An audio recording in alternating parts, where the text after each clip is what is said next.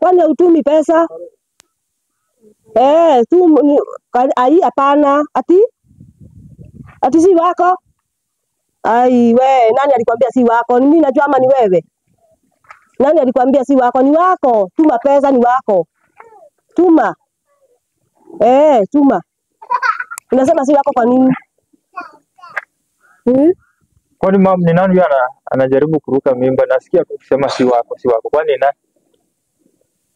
Anasema wewe si mtoto wake, baba yako anasema wewe si wake. Huyu babangu anakuanga na upuzi. Babangu anakuanga na mchezo. Anasema mimi si wake aje na mbona hakunikataa kama niko mdogo? Mbona nikatae sasa? Anasema wewe si wake. Atumi pesa ya daktari. Sienda anakuanga daktari. Daktari. Ni daktari huko Nairobi. Mbona aseme mimi si mtoto wake? Mbona hakukataa kama niko mdogo akatae sasa hivi? Hapana. Nikwambie kitu. Nikwambie ukweli. Huyo si baba yako. Baba yako unaona ule wa simu alikuwa pale karibu na ile duka iko pale. Unamuona? Mwendazimu. Mwenda wazimu. Sasa nikwambie ukweli. Huyo ndio baba yako. Mama yako alilepiwa. Sasa kulepiwa daktari akakuja kusaidia. Sasa watu wakajaribu kumwekelea ndio baba mtoto.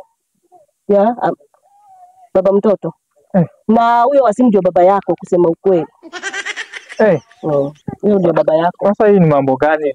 Kishoshi unaanza kuniambia. Hapana, mimi nataka nikijua babangu ni daktari. Sasa hapana, mimi babangu ni daktari. Huyo ni kumwekea tunamwekelea akule. Huyo sio baba yako. Baba yako ni huyo wazimu.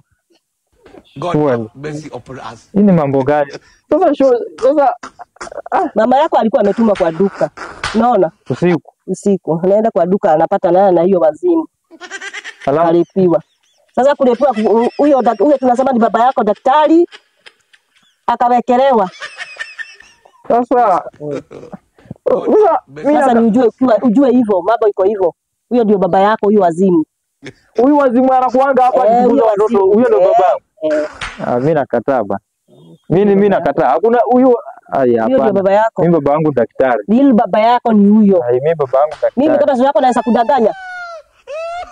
Are you serious? Yes.